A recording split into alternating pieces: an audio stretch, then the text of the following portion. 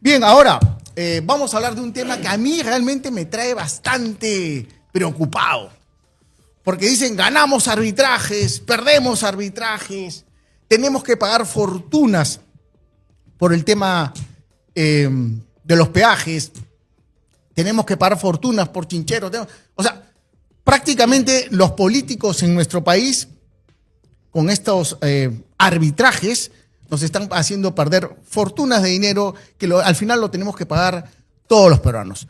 Me acompaña en mesa un gran amigo, un árbitro internacional, tiene maestría en arbitraje internacional.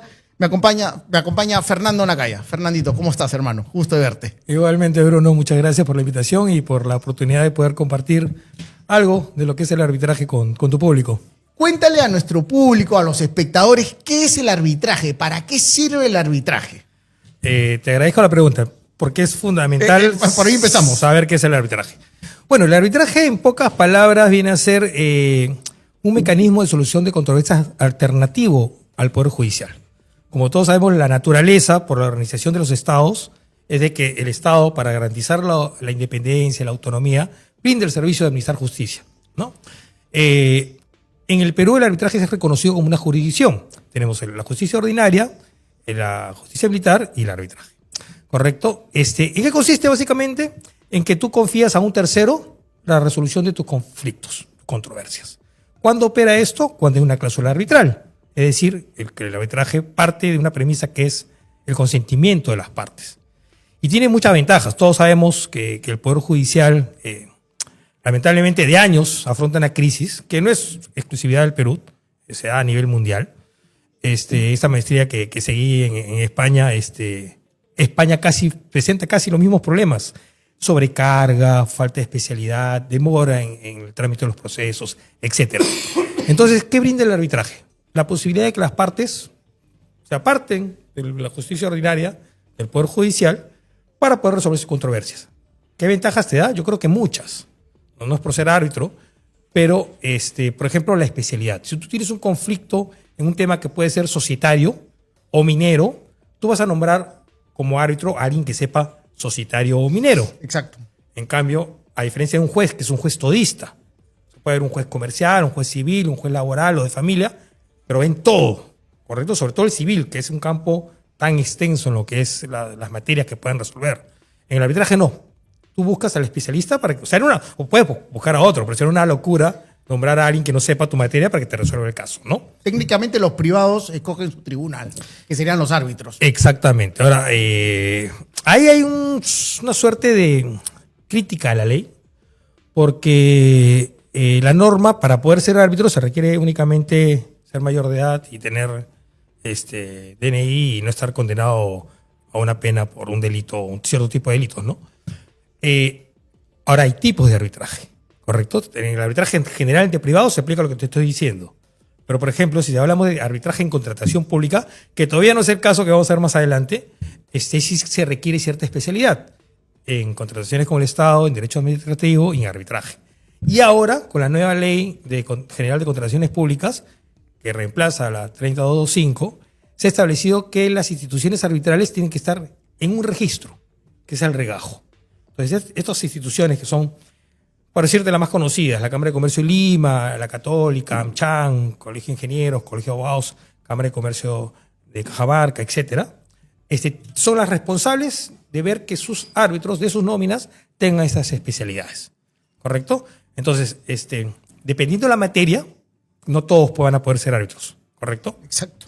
Y un tema también, aparte de la especialidad, es el tema del tiempo. Porque los arbitrajes se resuelven, por ejemplo, yo te diría que en mi experiencia, un caso relativamente sencillo se puede resolver en 8 meses. Otra ventaja es que es instancia única. Es decir, tú no vas, a diferencia de un proceso judicial, a la apelación. Eso, un arbitraje termina en un laudo. Termina en un laudo, efectivamente. Es como una sentencia definitiva. ¿Y eso es apelable? ¿Eso se puede judicializar? No hay forma. No se puede apelar en el sentido de revisión del fondo. Pero sí hay un recurso, que es el recurso de anulación del laudo, que está circunscrito a causales muy específicas que están previstas en la ley. ¿Cuáles son estas causales? Te voy a citar algunas. Por ejemplo, que el tribunal haya sido indebidamente constituido o que se haya resuelto más allá de lo que era la materia controvertida o sobre algún derecho no disponible. Porque una condición del arbitraje es que tú puedas llevar estas controversias sobre derechos disponibles que no afecten el orden público o las buenas costumbres. ¿Correcto? Por ejemplo, un tema penal, un delito no se puede arbitrar. No se puede. Correcto. Ok, ya tenemos más o menos graficado lo que es el arbitraje, para lo que sirve. Y vamos a la carnecita, lo que le gusta a los espectadores. Ok. Los principales arbitrajes que han habido acá en el Perú, estamos perdiendo dinero, tenemos que pagarle. Lo primero que se me viene a la mente es lo que la gente lo siente todos los días, los peajes. ¿En qué están estos temas de los peajes? ¿En qué va a terminar? ¿En qué puede terminar? ¿Nos va a costar mucha plata a los peruanos estas decisiones políticas? Bueno, plata nos va a costar porque estamos hablando de contratos de sumas millonarias. O sea, en esto... Asústanos a ver con unos números, Fernando. A ver, quisiera primero hablarte del caso Chincheros, si te parece bien, que es un caso Sí. que tiene muchos años, que es un caso que creo que fue muy mediático. Chincheros del aeropuerto. El ¿no es aeropuerto cierto? de Chincheros, lo que es el consorcio Kunturhuasi. Kunturhuasi. Correcto. ¿Hay qué políticos estaban metidos en ese? Creo Vizcarra, ¿no? También estuvo metido ahí. Empezó el proyecto en el 2001, si mal no recuerdo, cuando se lanza este proyecto con el gobierno de Alan García, que le encarga luego por inversión sacar al concurso. El contrato no Ahora, sé, es una necesidad tener ese aeropuerto, ¿no? Sí. Porque es un aeropuerto internacional. por supuesto. Claro. Imagínate ahora el tema de la conectividad, que es muy importante en este mundo moderno. Todos tienen que venir a Lima para irse al Cusco. No tiene sentido. Exactamente. Entonces, el aeropuerto de Chinchero va a abrir el tema comercial, turístico. Es más, tú sabes que eso es un foco de desarrollo para esa localidad, para la región prácticamente del Cusco, ¿no? Sí. Ya no va a depender de Lima, que es básicamente el tema que el centralismo es lo que nos ha matado históricamente mucho tiempo. Entonces, había unos cuestionamientos por el tema del aire, los vientos, si era factible que las naves aterrizaran. Esa discusión te estoy hablando de hace 20 años, ¿no? Finalmente, el tema se viabilizó. En el 2010, si mal no recuerdo, el Ministerio de Transportes y Comunicaciones le encarga por inversión sacar esta convocatoria internacional. Alan García. En el 2014, quien celebra el contrato es Humala. Y finalmente la adenda que origina todo el problema lo establece con Vizcarra con PPK de presidente y Vizcarra de ministro de Transportes y Comunicaciones. Y luego viene todo el tema de la resolución y el arbitraje. ¿Por qué surge el problema de Chinchero? En Chinchero sí hay un tema muy particular porque se ha pagado 91 millones de dólares. ¿Ya? ¿Para qué eso? ¿En qué se han pagado 91 millones? Ah, ¿De multas o de El laudo ordenó el pago de 91 millones a favor del consorcio Kunturhuasi. del consorcio? Ok. Pero- Ya van menos 91 millones para nuestro Pero, bolsillo. ojo, a ver, también hay que tener en cuenta cómo se maneja la información, ¿ya? Porque, Ya. claro, si tú entras a buscar y a ver, la primera impresión que tienes al escuchar 91 millones dices, qué barbaridad, hemos perdido, ¿no? Sí, sí, claro. Pero el reclamo del consorcio fue sumamente elevado. O sea, esos 91 millones comparativamente con lo que reclamaba el consorcio Kunturhuasi era muy poco. Entonces, el Estado, a través de esto es un tipo de arbitraje, el arbitraje de inversiones, que se resuelve de una manera muy especial ante el CIADI. Ya el CIADI es un organismo que fue creado empezó a funcionar en 1966 y es creado por el Banco Mundial. ¿Ya? Ojo, el Banco Mundial no es una institución privada financiera, es un grupo de estados que se inició con 30 estados y ahora tiene más de 186, que lo que busca es la inversión en países en desarrollo. ¿Ya? Entonces, lo que buscó el Banco Mundial al crear el CIADI, este Centro de Resolución de Disputas en Inversiones, es dar un foro neutral, imparcial, para garantizar las inversiones de los privados que se daban en los estados miembros de Sí. este convenio.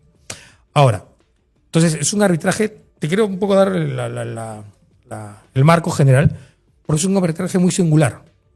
El CIADI tiene su propia estructura, ¿ya? Es decir, tú cuando acudes al CIADI, acudes porque ya está previsto, ya sea un convenio bilateral de inversiones, un tratado internacional, etcétera, donde te dicen esto se resuelve ante el CIADI. ¿Por qué lo optan por ello? Porque eso le da garantía al inversor. Yo soy un privado, tengo mi dinero y deseo invertirlo en un proyecto en un país cualquiera. ¿Qué busco como mínimo? Estabilidad jurídica. seguridad de que mi inversión va a llegar a su fin, voy a tener las utilidades y voy a recuperar ese dinero. Todo ese contexto es lo que te brinda el tema del CIADI y los tratados internacionales. Entonces, el CIADI tiene su propia estructura. Por ejemplo, te hago un paralelo. Un arbitraje internacional ante la CCI en Washington y un arbitraje del CIADI. Este arbitraje internacional, el laudo, la decisión final, tú tienes que llevarla a cada país donde quieras ejecutarlo para que lo reconozcan. ¿Ya? En el CIADI no. En el CIADI la ejecución es automática en los países que son miembros. O sea, no pasa por esa figura que legalmente se llama el exequatur. ¿Correcto? Y además el CIADI no tiene, como es una instancia, una organización privada, lo que hace es, tú ante un arbitraje, la anulación lo resuelve el Poder Judicial. En el CIADI no. En el CIADI lo resuelve una comisión de anulaciones. ¿Correcto? Entonces tiene una estructura muy similar a lo que es el arbitraje deportivo. Ya. El arbitraje deportivo, no sé, en el caso Guerrero, que tú recurres al TAS en Suiza, etcétera, etcétera. Mucha gente lo relaciona a lo que es la FIFA, porque nosotros somos un país futbolero. Nos consta. Nos consta. Okay. Entonces, pero si tú vas a Venezuela, te van a hablar de los peloteros, de los que juegan béisbol. Y si vas a Suiza, te van a hablar de tenis y otros deportes. El TAS es igual o muy similar a lo que es el CIADI. Es una organización donde si tú quieres ser parte de esa organización, tienes que aceptar las reglas. Entonces, si tú como Estado quieres ser parte de recibir este apoyo económico del Grupo Mundial, del Banco Mundial, tú aceptas desde ya la regla del CIADI. Volviendo al tema de Chincheros, porque me fui por las ramas, creo. Para terminarlo lo de Chincheros, aterrizarlo. Mira, Chincheros se origina, primero surge como un contrato bajo la modalidad a la asociación pública-privada. ¿Qué significa esto? Significa una modalidad en la cual el privado, el inversionista, asume el riesgo del proyecto. ¿Correcto? Este proyecto estaba valorizado en $265 millones más o menos. ¿Y qué ocurre? El inversionista no tenía respaldo económico. Este proyecto iba a ser financiado a través de un préstamo. ¿Ya? Y el préstamo debería ser aprobado por el MTC. O sea, en pocas palabras, no tenía el sustento económico para ejecutarlo. El MTC nunca aprobó y al final, llegados al 2014, se firma una adenda. Adenda que desnaturaliza lo que es la EPP. ¿Y qué hace la adenda?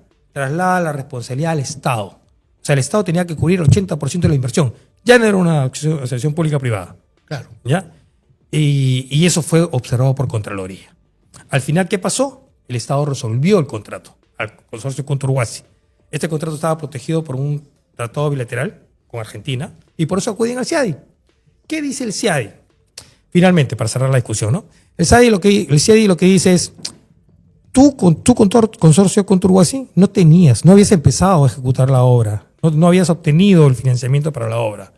Entonces, cuando el Estado peruano te resuelve el contrato, tú no tienes por qué reclamar lucro cesante, utilidades, porque realmente no habías cumplido con empezar. Lo que sí está obligado a reconocerte el Estado peruano es tu inversión.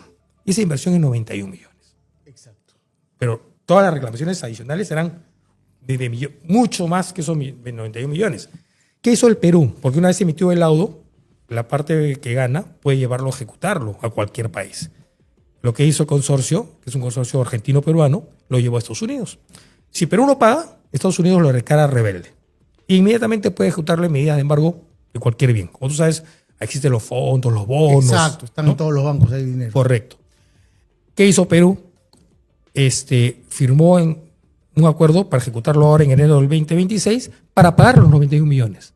O sea, en este caso, Perú ha pagado los 91 millones.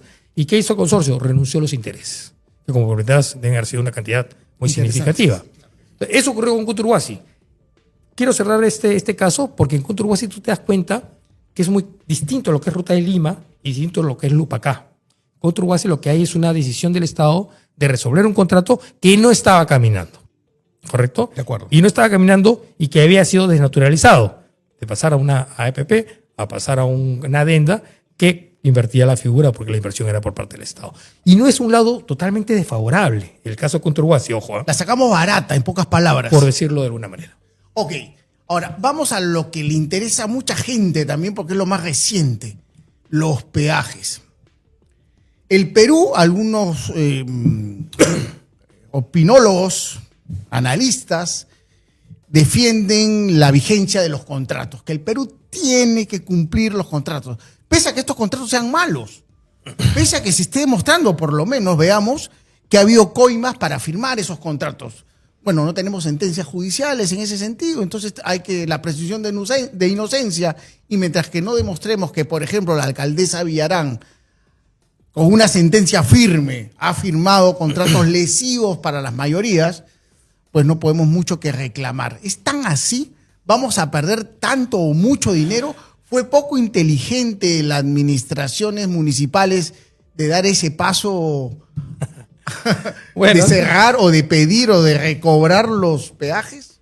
¿Cómo ves ese tema? ¿Y cuánta plata vamos a perder, Fernandito? yo creo que a lo mejor tú puedes hacer un préstamo. no, bueno, fuera. Yo creo que el tema político, cuando supera el análisis legal, crea estas distorsiones, crea estos riesgos. ¿Ok? Tendría que ir el análisis legal y la política en lados separados, ¿no? Por supuesto, por supuesto. Creo que sí. ¿Por qué? Porque cuando tú como Estado firmas un contrato, o sea, salvo que el contrato esté demostrado, ojo, demostrado, probado, haya una edición firme que ya que está viciado por corrupción, ese contrato es nulo. Entonces el contrato no puede surtir efectos y va a ser nulo, porque hay corrupción en su nacimiento, en su estructura, en su celebración, ¿sí? Pero en esos casos, por ejemplo, Ruta de Lima, si tú te acuerdas, todo el tema de peajes, es un tema que viene de años. Sí, claro. Uno de los casos Desde Castañeda, ¿no? y fue el peaje de Puente Piedra. ¿Te acuerdas que antes de Puente Piedra uno cuando se iba a Ancón, a Santa Rosa o a Huacho, al norte chico, pagabas un peaje ahí, Exacto. peaje que ya no existe? Ya, eso dio lugar a uno de los primeros arbitrajes entre la municipalidad y Rutas de Lima. ¿Qué pasó? Se perdió.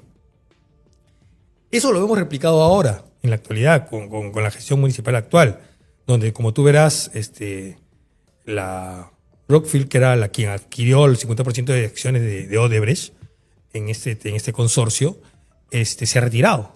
Y se ha retirado alegando hostigamiento, ¿no? Si tú revisas la declaración. Ha hecho un abandono técnicamente de los peajes del sur, ¿no? Totalmente. Entonces, ¿pero qué pasa acá? Yendo a lo que me has preguntado, creo que si bien es cierto, la posición de la municipalidad puede ser correcta, no estoy diciendo que lo sea, pero puede ser correcta, creo que hay mucho apresuramiento en esos temas que son tan importantes y que implican tantos millones de dólares. O sea, muchas veces tú puedes tener la razón, pero por no haber hecho un estudio adecuado o para haber planificado una estrategia legal paso a paso, vas a resultar perdiendo el arbitraje, como nos ha ocurrido hasta ahora. ¿Cuántos arbitrajes estamos perdiendo en este momento, en ese punto específico de lo que es en peajes? Mira, la cifra exacta no la tengo de cuántos, pero han habido dos, por lo menos famosos, el de Puente Piedra, el Río Chillón y uno más, y acá se nos van a venir unos temas también adicionales. Y lo que peor de todo, que he escuchado al actual alcalde decir que no vamos a pagar, ¿no? Y no es así la cosa. O sea, tú tienes... A mí me hace recordar mucho cuando el Estado, como Estado, no depende del gobierno de turno, no depende de los funcionarios de turno, al igual que una empresa, ¿no? O sea, muchos dicen, no, bueno, yo entro y desconozco todo lo que hizo el anterior porque no me gusta, porque corrupción, porque... Así no funciona. Así, exactamente. Así no funciona. Son políticas de Estado que se tienen que mantener en el tiempo, ¿no? Mira, por ejemplo, ahora que venía a la entrevista, pensaba que también depende del perfil cómo lo mires. Porque, por ejemplo, escuché el otro día a un actual candidato a la presidencia del Perú, diciendo que en Venezuela había democracia. Por ejemplo. ¿No? Por ejemplo. Entonces, obviamente hay otro candidato que dice que va a agarrar de las reservas nacionales del Banco Central para cerrar la brecha de infraestructura. Imagínate. Otro que dice que va a dar 5,000 soles a cada peruano. Yo voy a votar por él de todas maneras. Ahora, a lo que voy es... Tú escuchándolo, claro, yo no voy a dar mi opinión respecto a esa declaración del candidato, pero tú ahí te das cuenta que tu opinión, que está obviamente dada en virtud de lo que tú crees, tienes la convicción, etcétera, puede ser distinta a la otra persona que tenga otros parámetros, ¿no? Entonces, en esos arbitrajes, en este caso Rutas de Lima, yo creo que la decisión ha sido un poco apresurada, ¿correcto? Porque se impuso la política. Yo creo que sí, el tema mediático. La prepotencia, tal vez podríamos llegar hasta la prepotencia porque Cualquier abogado le hubiera asesorado mejor al alcalde de ese momento y le hubiera dicho, digamos, a López Aliaga, oye, bájale 2 cambios, ¿no? Tranquilo, vamos por este lado, esperemos la sentencia de la Villarán, estemos mejor parados en la cancha, tal vez. Si me preguntas personalmente, yo hubiera optado por un consejo de esa naturaleza, ¿no? Exacto. Porque efectivamente estamos hablando de corrupción y corrupción del tema Odebrecht y todo lo que eso implicaba, que ha sido algo a nivel regional, ¿no? Entonces, pero en tema de corrupción existen dos estándares, ¿no? El estándar alto, que te dice que la corrupción tiene que estar probada casi a nivel penal, ¿correcto? Y el estándar medio, que te habla que puede haber indicios. Entonces, en este caso, por ejemplo, de Rutas de Lima, uno de los 2 arbitrajes que te hablé al principio, un tribunal aplicó el estándar medio. Y en ese arbitraje hubo un voto singular, el cual uno de los árbitros decía, no laudemos hasta que no salga la sentencia de corrupción. Claro. ¿No? Pero se impuso la decisión en mayoría, que finalmente dijo que, en ese caso dijo que no había, los indicios de corrupción no eran relevantes para el tema de la celebración del contrato porque la revocatoria se había dado después de la celebración del contrato. Entonces, en ese caso se había alegado que había corrupción porque Odebrecht habría financiado la campaña del sí y del no de Susana Villarán. Entonces, como eso entró ahí, lo que dijo el tribunal es, oye, pero eso es posterior a la celebración del contrato. Tú no me estás demostrando que en el contrato, en su celebración, en su nacimiento, ha habido corrupción. Y por eso el laudo salió desfavorable. Pero ahí se nos viene, En estos casos acá, Morena, en estos casos acá ya han habido laudos en los temas de las decisiones del retiro del peaje de Rutas de Lima. Y sí, o sea, escuché al alcalde y decía que tienen medios para cuestionar. Eso es verdad. Hay medios legales. Sin embargo, creo que el tema está cuesta arriba. O sea, el tema de revertir un laudo cuando sobre todo no se ha interpuesto recurso de anulación. Ahora, la imagen del Perú también se ve dañada, ¿no? Internacionalmente. Hay que ser sinceros en ese aspecto. Por más, yo sé que es popular, es efectista desde el punto de vista político, votar una empresa. Sabemos que moralmente tenemos la cosa, es como el fútbol, ¿no? Hemos ganado moralmente, no, acá nos importa si gana moralmente. Qué bonito jugamos, pero perdimos. Exacto. No va por ahí las cosas. Hay que tener la certeza, ¿no? De que se va a ganar, porque al final lo que pagamos somos todos nosotros. Y afecta pues, sobre todo el tema de la economía y la proyección que puede haber para próximos años. Y la imagen, ¿no? Del país. Y sobre todo lo que mencionaste hace un rato, la brecha de infraestructura. Nosotros tenemos, creo que, de atraso unos 30 o 40 años más en o lo menos, que es sí. Lo que deberíamos tener y lo que tenemos. En hospitales, en carreteras, en colegios, etcétera, etcétera. Interconexión, etcétera. ¿No? Exactamente. Entonces, Perú ha pagado el primer laudo de Conturguasi precisamente para evitar ese desprestigio que tú tienes. Porque ya en el mundo de lo que son las inversiones, evidentemente un Estado, primero, que no cumple los contratos. Y que no paga. No va a ser atractivo para ningún inversionista. Nadie va a venir a invertir un sol. Exactamente. Así de simple. O sea, justamente lo dice muy bien Fernando. Si queremos cerrar esa brecha de infraestructura, eso no va a ser con dineros nuestros, eso va a ser negociando con inversores y van a haber más contratos y van a haber más arbitrajes porque eso es lo que se estipula ahora en la mayoría de los contratos. Poner siempre las controversias se resuelven en un arbitraje. Entonces, si queremos hacer el tren del norte, si queremos el tren de cercanías del sur, si queremos hacer todas esas cosas, todo eso pasa por este tipo de contratos. Correcto. Y es más, yo quería comentarte, no sé si me permites. Sí, dale. Porque, ojo, a ver, en el caso Conturguasi, el principio que hablamos, era por un tema de deficiencia primero en el contrato, en la estructura que se fue desnaturalizando y en el incumplimiento por parte del consorcio, ¿correcto? Claro, luego se habló de corrupción en la adenda, temas que están en investigación. En el tema de Rutas de Lima pasa más por un tema, creo yo, político sobre lo legal. Porque yo no te digo que no se puede haber accionado, yo creo que sí, pero creo que era sobre bases más sólidas, no tan apresuradamente, ¿no? Ahora, pero hay un caso que acabamos de perder, que es el caso de Lupaca Gold. Lupaca Gold es una minera canadiense. Es el último laudo que ha salido. A ver, cuéntanos, ¿de qué va esta minera? Cuéntanos. También es un arbitraje de inversiones y en este caso la minera había sido adjudicada con un proyecto aurífero al norte de Lima. ¿Ya? Está protegido por un tratado bilateral de inversiones con Argentina. No, perdón, con Canadá. ¿Y qué consistió el problema? En que cuando tú sacas un proyecto de esta naturaleza, en este caso soy presidente del Consejo Superior del Centro de Arbitraje de la Cámara de Comercio de Cajamarca. Como comprenderás, Cajamarca es un sector minero full. Así es, y no sabes la potencia que tiene como región. Impresionante. El día que eso comience a caminar, Cajamarca va a pasar de... Una de las grandes dicotomías de este país es cómo Cajamarca, siendo tan rico, puede estar en los niveles más bajos en cuanto a riqueza de su propia gente. Pero tengo la seguridad que hay empresarios que están dedicados ahorita a precisamente destrabar eso y explotar todo ese potencial que tiene Cajamarca, ¿no? Creo que lamentablemente mucho tiempo el tema del agua por oro y etcétera, esos discursos mediáticos estancaron el tema, pero... Qué bárbaro, qué daño nos han hecho ese tipo de discursos en este país, dándole la espalda a la minería, que es nuestra alma, ¿no? Hay proyectos como... Nuestra negación, es negar nuestra esencia minera. Así es. Yo tuve la oportunidad de conocer el proyecto Michiquillay, que fue un proyecto que estuvo años paralizado, que se devolvió, que se tuvo que volver a adjudicar, etcétera. Pero bueno, la cosa es que camine. La cosa es que el tema, yo creo que a nivel de Cajamarca el tema está avanzando. Volviendo al tema sí, de la minera del Lupacá. Norte, sí. Tú como Estado, como son temas sociales, tú garantizas que va a ser la socialización del proyecto con las comunidades. ¿Correcto? Por ser un tema exclusivamente minero. ¿Qué pasó acá? Para hacerlo, no hacerlo tan extenso. Hubieron dos bloqueos principales de las comunidades que impedían a Lupacá a iniciar el proyecto. Finalmente, Lupacá resuelve el contrato y dice que el Estado no le ha garantizado un trato igualitario porque no ha invertido en estos procesos de socialización de las comunidades campesinas.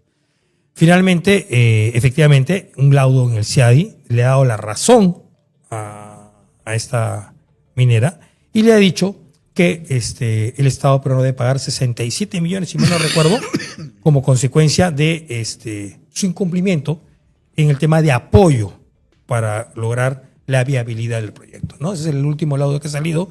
Igual el Perú en este caso, por ejemplo, no presentó el recurso de anulación. Tenía 120 días para hacerlo.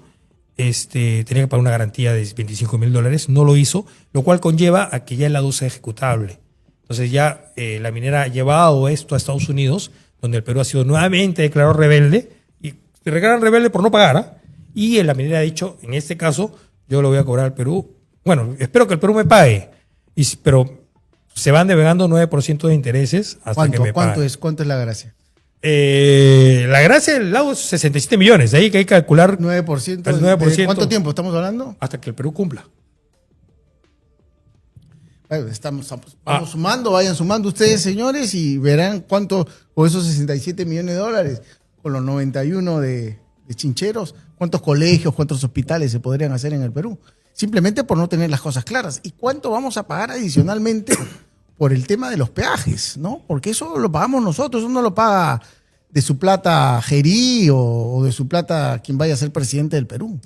Ahora, desde el punto de vista legal, Bruno, el Estado ha creado una oficina, que es el SICRESI, que es dedicada específicamente a la defensa del Estado en estos temas de inversión. ¿Y por qué estos temas de inversión? Porque si tú te das cuenta, hemos hablado en estos minutos de la entrevista de Conturhuasi, de Lupacá, de Ruta de Lima, y todos son contratos bajo el sistema de inversión privada. Entonces, por ser tan cuantiosas y tan complejos, hay una oficina, se llama el SICRESI, que está haciendo una buena labor. Su función es un poco coordinar esta defensa del Estado, tener la información y, bueno, coordinar con los estados, con los estudios extranjeros, normalmente bufetes de Estados Unidos que se contratan para trabajar en armonía la defensa del Estado peruano. Era mejor a no tenerlo, porque antes con las procuradurías teníamos un desfase en la defensa. Ahora tenemos una defensa, creo yo, organizada. Yo me diría, Fernando, pero si es organizada, ¿por qué perdemos? Precisamente por el apresuramiento en las decisiones políticas sobre las legales, que es lo que creo yo es lo que nos está afectando y nos está dando estos malos resultados hasta la fecha, ¿no? Y tú en el panorama político peruano, ya que estamos identificando que el problema de estas derrotas arbitrales se da justamente por el apresuramiento político, tú en este panorama político que vemos en estos candidatos que están intentando llegar a la presidencia de la República, ¿ves alguno que esté bien asesorado legalmente, que tenga buenos abogados al costado? Porque está claro, o sea, no, el presidente no puede ser todista, ¿no? Tiene que tener buenos asesores. Pero ¿cómo ves esto? Pues yo veo mucho gracioso postulando al Congreso, en fin, ¿no? ¿Cómo ves el panorama político ya tú como técnico, como experto? Complicado. Complicado es desalentador también, ¿ah? Porque el hecho que tengamos, creo que han quedado como 27 o 30 candidatos, no me acuerdo exactamente, es una barbaridad. Y si tú ves las hojas de vida de muchos de ellos, inclusive de los quienes los acompañan como candidatos al Senado para ser diputados también. Inclusive hay abogados, o sea, a mí me cuesta ver algunos defensores del expresidente Castillo que siguen declarando cosas que bajo una perspectiva de alguien que ha pasado por las aulas estudiando el derecho, en esencia, es insostenible, ¿no? Entonces, más allá de estar debidamente asesorados o no, habría que ver qué es lo que piensan, ¿no? ¿Qué es lo que piensan? ¿Qué es lo que proponen? Y creo que la cultura política del Perú hace muchos años ha dejado de tener el nivel que tenía, bueno, en mi caso, que he sido testigo de la época de Belaúnde, etcétera, ¿no? Que podríamos hablar de repente de una suerte de clase política. Claro, que era media cerrada, todo lo que tú tenía quieras. sus defectos, pero como que tenía más, como que estaban mejor preparados. Totalmente. Podría ser el término, ¿no? Totalmente. Ahora vemos que, creo yo que... Mucho aventurero, ¿no? Si tú me preguntas si hay algún candidato que a mí me diga que, independientemente de mis gustos políticos, ¿no? Sí. Que está debidamente asesorado, yo diría que tendría, a simple vista no lo veo. No lo ves. No lo veo. Y no lo veo porque, más allá de lo que se ofrece, es ahí, acuérdate, cuando entró Fujimori dijo no shock y publicó shock. Sí. Entonces, ¿Tienes la encuesta de Datum? La última encuesta, ¿me la puedes poner en pantalla para de alguna manera ir expulgando con mi amigo Fernando y ver exactamente cuáles son las posiciones de esta primera encuesta del año, ¿no? De Datum y saber qué es lo que está pasando con el escenario político? Mira, López Aliaga está primero con el 12%, está después Keiko y Carlos Álvarez. Y después viene Vizcarra, el hermano. Bueno, esto es muy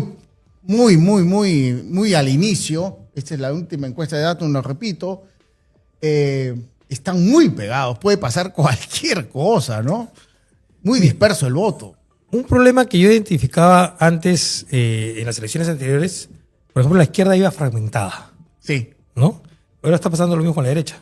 ¿Te das cuenta? Te das cuenta, totalmente. O sea, y para pasar la valla para ir a segunda vuelta, creo que necesitas un 13-14%. Con eso pasas a segunda vuelta. Ahora, pero la izquierda, a diferencia de la derecha, están con unas propuestas de los más alucinantes, ¿no? Dije algunas ahora. Meter mano a las reservas nacionales, en el caso de López Chau. López Chau dice que quiere meter mano. Él, 80.000 millones, ven para acá, la mitad para acá para hacer las cosas. Ronald Atencio, compañero mío de la universidad, también abogado, quiere, pues la agroindustria, pues es un pecado, la agroindustria, hay que darle vuelta a la agroindustria. O Luna Gálvez, que se ha asociado con gente de izquierda, quiere darnos 5.000 soles a todos los peruanos mensuales, ¿no?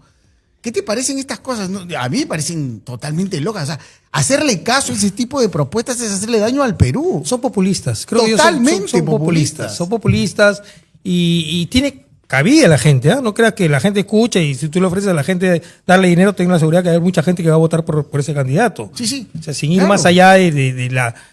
De repente lo puede hacer, pero de repente se va a acabar las reservas nacionales y después vamos a tener afrontando dentro de unos años una crisis de inflación terrible, como lo tuvimos hace muchos años, y es por el populismo, ¿no? Entonces yo creo que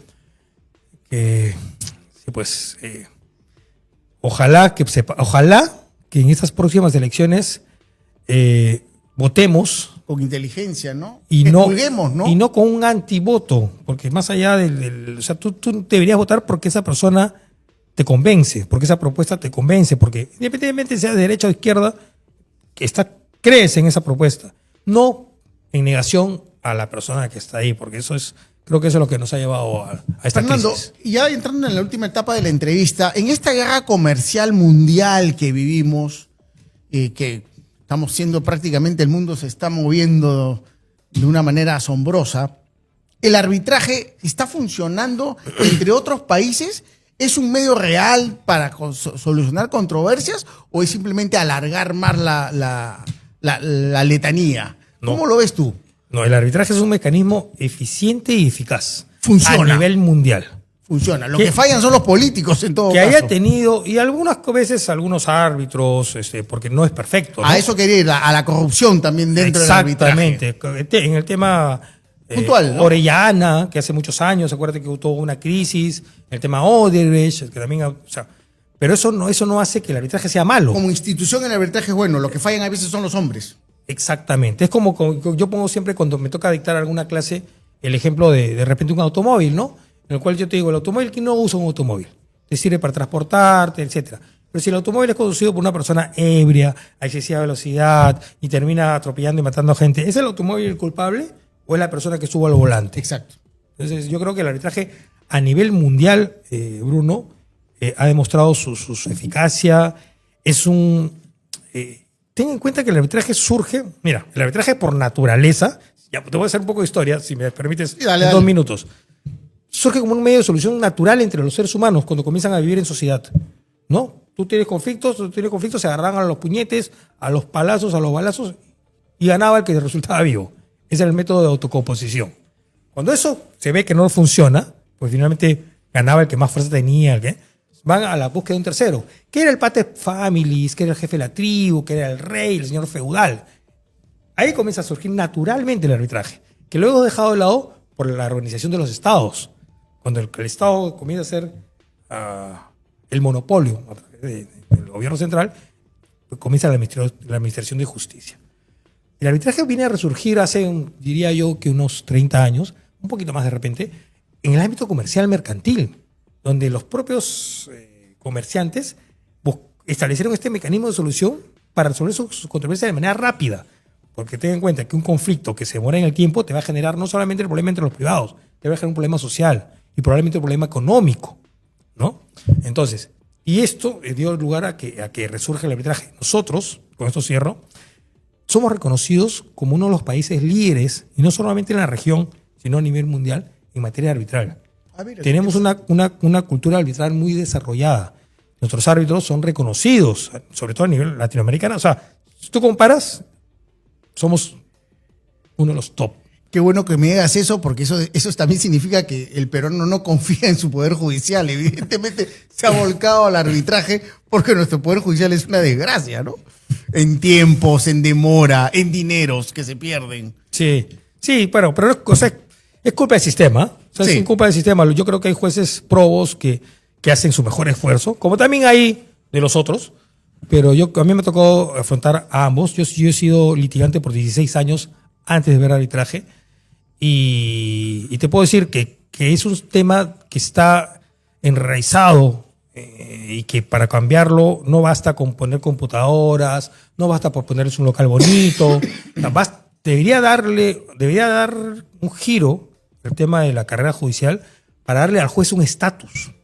Un estatus donde sea como ocurre en Estados Unidos, ¿no? Un magistrado es una persona de respeto. ¿Qué problemas tú identificas en el Poder Judicial del Perú? ¿Qué cosas tú cambiarías si mañana tuvieras la posibilidad de hacerlo? Mira, Carrera, fomentar tal vez en la Facultad de Derecho que los mejores alumnos vayan al Poder Judicial. a eso iba, exactamente. Eso lo escuchaba de mis épocas universitarias. Exactamente. ¿Por qué? Porque si tú vas a las universidades y hablas con los alumnos de último siglo, ellos están buscando entrar a grandes buffets o estar a grandes empresas. O sea, la carrera judicial solamente para los que tienen vocación, ¿correcto? Entonces yo creo que si a nivel de Estado, para no hablar de temas económicos ni de temas materiales, si a nivel de Estado se establece toda una reingeniería respecto a hacer de la carrera judicial algo que te dé prestigio y que a la vez que te dé prestigio también te dé una retribución económica. Ojo, y darle los medios, yo creo que eso cambiaría totalmente la visión de los jóvenes profesionales para lograr un prestigio a nivel de... Fernando, pero eso es un mal de toda la vida, ¿no? Viene desde que estábamos en la universidad. Ya desde que yo estaba en la universidad, y también tú seguramente te decían, los mejores alumnos en vez de irse al Poder Judicial se van al sector privado, ¿no? Es que no es un cambio que logres con una norma ni que logres en pocos años. Es un cambio que tiene que empezar como, por ejemplo, desde los niños que son mal alimentados, que tienen que alimentarse bien para desarrollar la inteligencia físicamente, sus habilidades. Pues es un cambio que tendrías que empezarlo ahora para ver resultados de repente en unos 15 a 20 años o más, ¿no? O sea, si queremos hacer un cambio y decir, hay que cambiar esto y tenemos la fórmula, la varita mágica para que esto pase de lo que es ahora a que pase algo óptimo, yo te digo que no va a pasar. O sea, no va de mejores computadoras, no va de mejor internet, no va de edificios bonitos, va de mentalidad. Yo escribí un artículo en El Peruano hace, ya no me acuerdo, pero debe ser hace 25 años, cuando hubo la reforma, se llevaban a todos los secretarios de juzgado al edificio del Ministerio de Educación, ¿te acuerdas? Sí, claro. Ya, yo en esa época me acuerdo haber sido practicante y haber caminado pues por Lampa, Cotabamba, ¿te acuerdas? ¿te acuerdas? Cuando las secretarías estaban en los corralones. Exactamente, y unos trabajaban de día y otros trabajaban en turno noche. También he caminado eso. Entonces, y hubo la reforma, vamos a llevarlos al edificio del Ministerio de Educación, vamos a ponerle computadoras. Y yo me acuerdo haber escrito en ese entonces, artículo que todavía lo podría publicar hoy día y tendría los mismos efectos, que eso no era suficiente. Y mira, de dicho y hecho, ha pasado creo que 25 o más tiempo y tenemos los mismos problemas estructurales. Pero con mejor envoltura. Y los mismos problemas. Los mismos problemas. Porque por lo menos antes había una relación directa con el secretario, todavía ahí conversabas. Uy. Ahora ya no hay forma. Miles de anécdotas ahí. ¿Te acuerdas? Sí, claro, miles sí. de anécdotas. Sí, miles de sí, anécdotas. Finalmente, querido Fernando, el tema, para cerrar el tema de los peajes. Estamos en Estados Unidos litigando. Ese es el punto. ¿En qué punto están los peajes de Lima? ¿Y qué es lo que sigue? ¿Cuál es el siguiente paso? ¿Cuál es el más delicado en todo caso? ¿Y qué es lo que podemos ver en los próximos meses o años? Porque esto no es un mal de ahora. Uh-huh. Ahora vamos a apelar, pero tarde o temprano va a terminar. Estas cosas siempre terminan. Ya no estará Reyardo, puede ser Allison, que está también intentando ser alcalde de Lima, un amigo mío también, amigo también de la universidad. Estallará, si es que él fuera alcalde de Lima, Francis Allison, por ejemplo, o Bruce, que también quiere ser alcalde de Lima. Uh-huh. ¿Cuándo va a terminar esta historia y si vamos a poder saltar esa posibilidad o lo ves tú muy difícil? Yo creo que lo que ya está a nivel de procesos arbitrales laudados, ya es irreversible. O sea, lo único que va a quedar ahí es que cumplir con los laudos, en tanto no haya una decisión que efectivamente declare la corrupción en esos contratos y que además esa corrupción haya sido relevante para la celebración del contrato. Porque si la corrupción viene después, probablemente el escenario sea otro. ¿De cuánto tiempo estamos hablando para llegar a ese punto de que ya sea definitivo el tema? ¿De cuánto tiempo? El arbitraje a nivel internacional podríamos estar hablando de repente estos que están ahora planteados, mientras que la municipalidad ejecuta todos los medios. Yo te diría que un año y medio. Es acá nomás, ya. Sí, porque ya, pero lo que tenemos que hacer es no seguir creando nuevos casos, nuevos problemas, nuevos arbitrajes que vamos a perder. Esa es la solución al tema. Ya te entendí, claro. O sea, lo que ya está, ya no lo podemos revertir. Ya están con laudos ordenados, ya el Perú no anuló, el Perú está yendo a utilizar los últimos recursos que le queda, con el cual yo creo que no va a lograr revertir las decisiones, pero lo que debemos hacer es comenzar a tomar las decisiones, no con el afán político, no con el afán mediático, sino con el afán de ver el resultado, con un informe, con un análisis legal, para saber si nos conviene más litigar o si nos conviene más conversar y llegar a un acuerdo con la otra parte. Tú sabes que yo tengo pues como buen profesional, como buena persona, tengo mi médico de cabecera y ahora tú eres mi abogado de cabecera. Así que mi médico de cabecera se llama César Olaya, que te lo voy a presentar ahora, que nunca te falla César Olaya. Los dejo. Gracias, Fernando. No, gracias. Ha sido muy didáctica tu explicación sobre el arbitraje, lo importante que esto debe ser. Y da miedo lo que se le viene al Perú en cuanto a pagar todo lo que vamos a perder, ¿no? Pero no, yo te diría así que no hay que tenerle miedo al arbitraje. El arbitraje de verdad funciona muy bien. Tiene muchas ventajas: confidencialidad, flexibilidad, especialidad, tiempo, etcétera. Y yo creo que lo que falta es un poco de difusión y que esos casos, que son casos muy puntuales, emblemáticos, que son casos, macro casos, son los que asustan o pueden asustar a la gente. Pero el arbitraje está al alcance tuyo, mío, del doctor Olaya, etc. Gracias, Fernando, muy A ti, amable. a ti, Bruno.